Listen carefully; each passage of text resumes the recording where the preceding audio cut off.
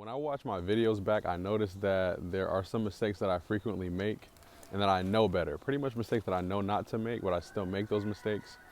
And I make those mistakes because as a native English speaker, there are just certain translations that we have in our brains. And when we speak Spanish, we want to speak in the same way, using the same format or using the same words or whatever it may be. And so, because this is the reality, and I noticed it in my videos when I watch them back, I decided to create this video, and this video will be 5 common mistakes that native English speakers make when we speak Spanish. These are things that I want you to look out for, things that I want you to avoid when you're speaking. Again, these are unconscious mistakes that we make, so we're probably going to continue to make them. I'm probably going to continue to make these mistakes, but I just wanted to highlight these in this video in case you're making this mistake and not realizing it. So the first mistake here involves the word saber. If you don't know, the word saber means to know. Okay, yo sé, I know. Tú sabes, you know. Él sabe, he knows. Ella sabe, she knows. You all know, you get the point. In English, many times, I think always, I'd have to think about it, but most often if we use the verb I know, and we follow that, if we follow the verb to know with a verb or an ability or anything like that, we use the words how to after that. So for example, I know how to cook. I know how to fish. I know how to dance. I think that works for any verb, okay? And so we put the word how to after the verb to know when we conjugate it in English. In Spanish, what that translates to is, for example, if I want to say I know how to cook, in Spanish that translates to yo sé cómo cocinar. Yo sé cómo cocinar. And what a lot of us, even myself, a lot of native English speakers like to do when we speak Spanish is we like to say that. We like to say, yo sé cómo cocinar. I know how to cook. Yo sé cómo bailar. I know how to dance. And we think that that's normal and we think that that's grammatically correct, but that's actually grammatically incorrect. In Spanish, you do not have to put the word how to. The verb to know means to know how to. So I'll give you an example. Instead of saying, yo sé cómo cocinar, I know how to cook, you can simply say, yo sé cocinar, which means I know how to cook, but for our brains, that translates into I know to cook, but that is how they say I know how to cook. For example, if you want to say I know how to dance, please eliminate, and I even have a problem with this, but please eliminate the word cómo, how to. You don't translate that. You just say, yo sé bailar, I know how to dance. But you don't have to put cómo, you just say I know to dance, is what they say in Spanish. So if I want to ask you, do you know how to dance? I don't have to put how. I can just say, ¿sabes bailar? ¿Sabes bailar? ¿Sabes pescar? Sorry, you know how to fish? ¿Sabes cazar? Do you know how to hunt? You just put the verb saber, and then you put the verb that follows it after that without the word como. So the first mistake that we make often as native English speakers is we like to put the word como there in between the verb saber. Stop doing that. I even need to work on doing that. That's a common mistake that I still make. So the second common mistake that we make often as native English speakers speaking Spanish is with the verb gustar. Okay, a lot of us, if you took Spanish in school, you learned how to say me gusta. I like, te gusta. You like, a ella le gusta. She likes, and you get the point, right? And so if I want to say I like, I don't know, nature, I could say me gusta la naturaleza. Me gusta la naturaleza. What you have to keep in mind here, though, is when you say the verb gustar, sorry, I'm looking at my neighbors. When you say gustar, you're not literally saying I like. That phrase does not exist in Spanish.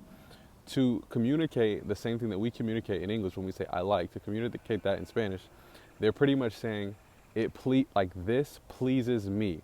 And so that's why you're saying me gusta, because you're saying it, whatever this hypothetical it is, you're saying it pleases me, me gusta. Te gusta, this hypothetical it pleases you, te. Le gusta, this hypothetical thing pleases him or her, okay? And so that's why that verb is in that structure. It's not like you get the point. I don't want to go on and on. So here's the thing. When you say, what I hear a lot, and I don't make this mistake as often, but I hear a lot from people that are learning Spanish is this. A mí me gusta los tacos. A mí me gusta los tacos. And I'm going to give you a few seconds. I want you to think while I'm talking here. Think about what the mistake is there. A mí me gusta los tacos. Okay, if we understand what the verb gustar means, it means to please. If I follow that with the word tacos, tacos is a plural thing. It's plural. So I'm not saying one taco pleases me. I'm saying tacos, multiple tacos, please me. That is again how you say I like. Me gustan los tacos. Me gusta los tacos is what we like to say. But you have to change gusta to gustan, A-N at the end. You have to put A-N at the end because you're referring to something that's plural. You're referring to tacos pleasing you, not just one thing. Going back to my first example, I said, a mí me gusta la naturaleza because I'm saying one thing, it pleases me. If I'm saying multiple things, like for example, or something plural, los tacos, a mí me gustan, A-N at the end. You have to pay attention to that. That's a mistake that we often make as native English speakers speaking Spanish. A mí me gusta los viajes. No, señor, no, señora. No se puede decir eso. You can't say that. You can't say trips, like travel trips. I like them. You can't say it like that, me gusta. That's something plural, so you have to say gustan, okay? So if a woman wants to say, or anybody wants to say, I like tall men, you can't say, a mí me gusta los hombres altos, because gusta works for singular things. You have to say, a mí me gustan los hombres altos. The tall men please me. Okay, so that's the second mistake, confusing gusta and gustan for plural items. The third common mistake that I hear from a lot of native English speakers speaking Spanish is in reference to using ser and estar, and I'm not going to get into that completely because that's a full video in itself, but I do want to refer to something in particular. When you're describing food, the taste of food when you're eating something, okay? Most of you know at this point, if you're watching this channel, the difference between ser and estar. Ser is for permanent things, inherent characteristics, whereas estar is for things that are passing or not concrete or not inherent characteristics of something.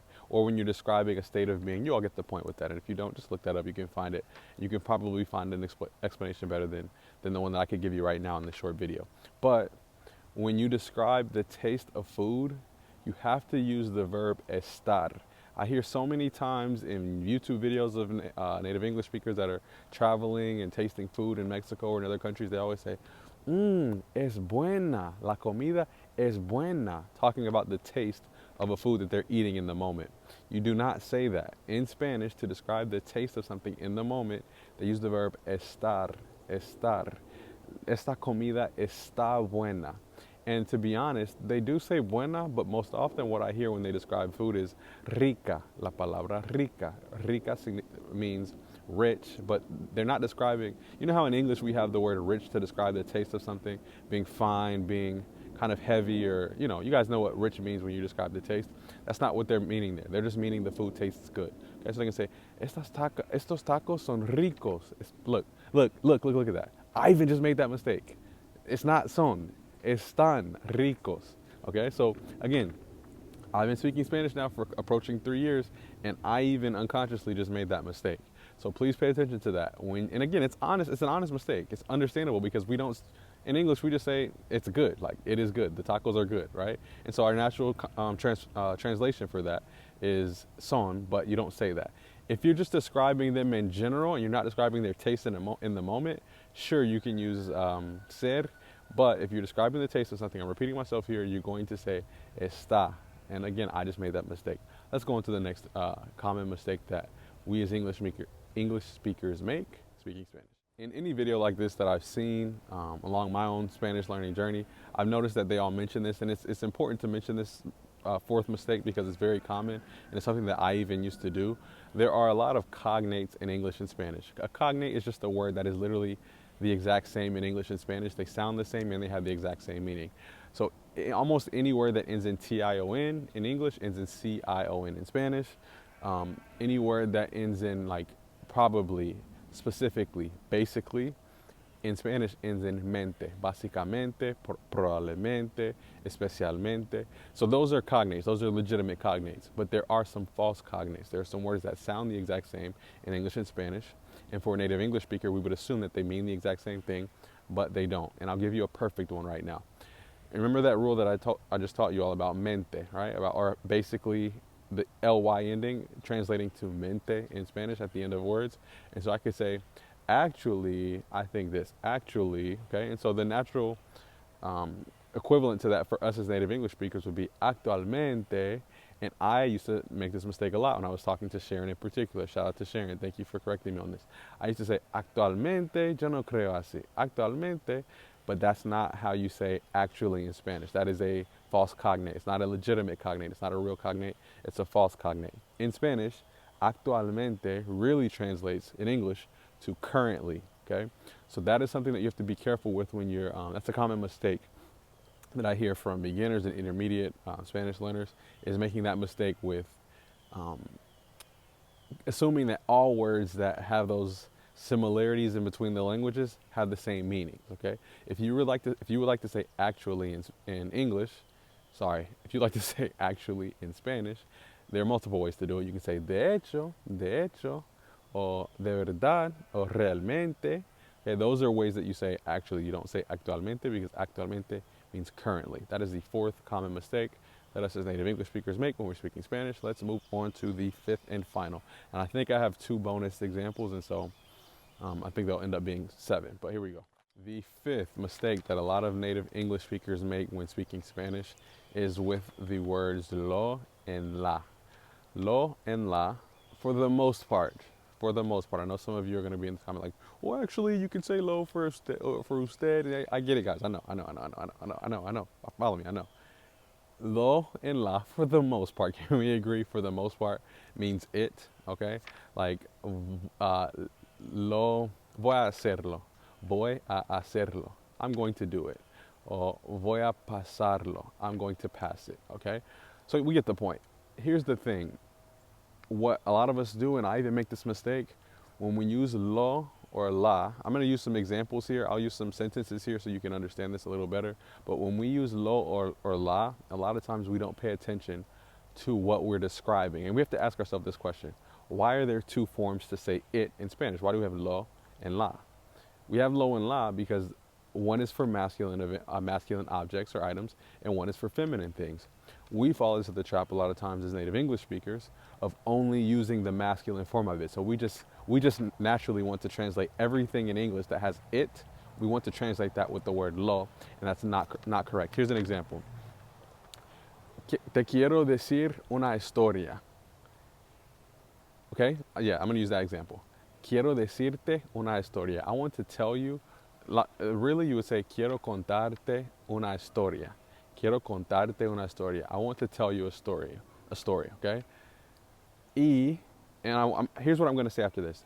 I'm going to say it very slow, or very slowly, okay? Again, the 2 sentences here, and I'll put them on the screen, is I want to tell you a story. Quiero contarte una historia.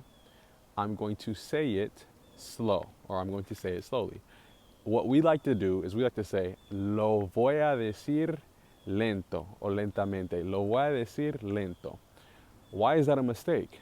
I said that I was going to tell you a story, una historia. Una historia is algo, it's something feminine. And so in the next sentence, when I say the word it is describing the story, and the story is a feminine word. So instead of saying lo voy a decir lento, I would actually say la voy a decir lento, because I'm talking about something that's feminine, okay? So if I want to say, can you move the chair? Can you move it? Like, I'm going to say those 2 sentences. Can you move the chair? Can you move it? Okay. Puedes mover la silla. Puedes moverla. You notice how I'm saying la for silla to represent it instead of moverlo. A lot of times we make that mistake in terms of not changing that word it from masculine to feminine. So again, this is another case where I'm not sure if that made sense or if I over-explained that, but either way, let me know in the comments below. That's a video that I can't make. I'm noticing, guys, a little side note, a lot of the new viewers that I have are beginners. So those of you who have been with me for a while, besides my travel content, some of this is going to start being more beginner friendly. I'm not going to stop with the videos that I've done so far, but I will start doing a little bit, some videos that are more beginner friendly, because a lot of them have asked me, they're like, hey, you're putting full hour conversations and I've been speaking Spanish for 2 weeks. And so I can understand that this channel would not be a resource for somebody like that. On to the bonus points that I wanted to add here. Okay, so the first bonus point that I wanted to add here, the first bonus mistake that we make is we say things like this. I was really shocked when I really started to make connections with Spanish speakers and travel and spend time with people, I was shocked to find out that Spanish speakers don't say these phrases: eat breakfast, eat lunch, eat dinner.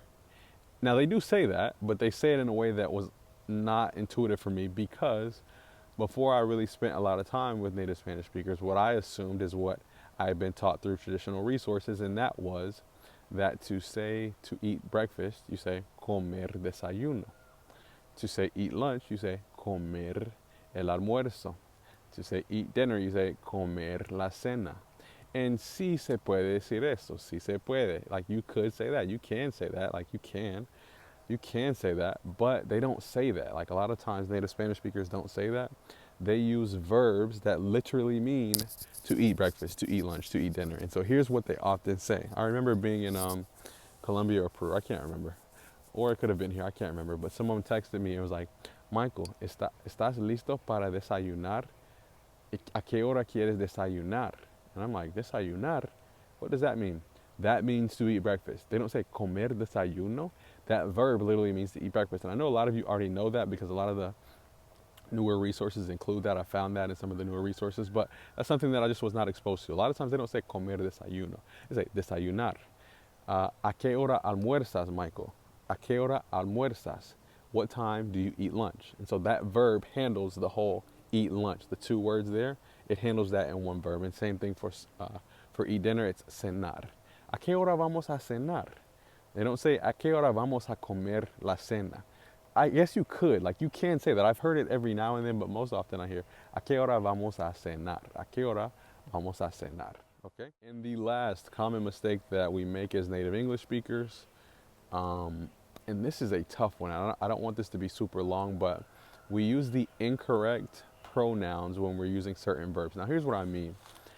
There are no rules to this. What I'm about to say, there are no rules to it. And I was shocked to find out that this is a reality, because I spoke with one of my friends from Colombia, and she was telling me, like, Michael, I can't really give you a rule for this. And so here's an example, right? In traditional resources, we're taught that lo and la mean, they both mean it, or they can mean you formally. Like they're the form of saying you, but with usted. And again, this part is not really beginner friendly. This is why it's a bonus point. I'm going to pause really quick and I'll be right back. So yeah, I was saying we're taught that lo and la represent it, but we're also taught that they represent you in the form of usted when we're speaking with pronouns. So if that were the case in all instances, we should just be able to plug those in where we see fit. And I'll give you a perfect example. If I say le dije, okay? For the verb decir, anytime you say le dije, you're talking about a person, obviously. You're saying I told him, I told her, or I told you with usted, the formal version. If you say lo dije, that means I said it, okay? I said it. Now, that works for the verb decir, always. And it's like, how can you memorize that? It's just like a general rule. It just always works that way. But if you say, follow me now, in that case, lo and la meant it. But I can use this. Lo conocí ayer. In that case, I can use lo to represent him. And so what I'm saying here is the mistake that we make often, and it's not a mistake that's easily fixable, is we make mistakes with those pronouns of lo, la, le. And I've literally read forums where people are debating on, when do you use le? Sorry guys. When do you use le? When do you use la? When do you use, I can't focus, le, la, lo? When do you use those things? And I can't tell you always use them in certain instances, because with certain verbs, if you use le, it means a certain thing. If you use lo, it means a certain thing. If you use la, it means a certain thing. And those are things that cannot be taught. They have to be learned through immersion and experience and time with the language. That might have been completely confusing because I was being attacked by a swarm of gnats. I'm not going to record this again because I have 2 siblings to tutor in about 15 minutes, and I've been wanting to make this video for the last 2 weeks, but I've been distracted by either families coming on the kickball field where I was recording or some kind of distraction. So I hope those common mistakes have helped. I hope that you now can be aware of those things and make sure that you don't make those mistakes. I still make those mistakes. I'm working on those now, but hopefully we can all avoid making these common mistakes that are natural and normal for us as native English speakers. I appreciate you all's support as always. I appreciate those of you all who have given me feedback on that book. I just want to give you some be fully transparent here. Guys, I spent over $750, almost $800 on editors on that book, not complaining. I did not, you all didn't ask me to write a book. I decided to take on that responsibility for myself. But I'm saying that to say, it's unfortunate that I spent that much on editors and they missed obvious mistakes, because I wrote the book. The English part I wrote well and I was very conscious of, but the Spanish part I did my best on that, but I did understand that they would probably catch some mistakes. So I'm kind of shocked that they didn't catch some mistakes with all that money that I invested in editors, and I'm not even sure if that's a lot of money for a book. But either way, I just wanted to apologize to those of you who have purchased the book early, that there are still lingering mistakes there. I am getting that fixed. It should be fixed by the time this video comes out. But I appreciate you all don't want to hear about the book every time I do a video. Thank you all for watching, and please leave your comments below if you have any other mistakes that are common to us as native English speakers, common mistakes that we make. I greatly appreciate it. Thank you all again, and any video ideas also would be greatly appreciated. Chao pues, que tengan un buen día. Qué feo mi acento, otra vez. Chao pues, que tengan un buen día.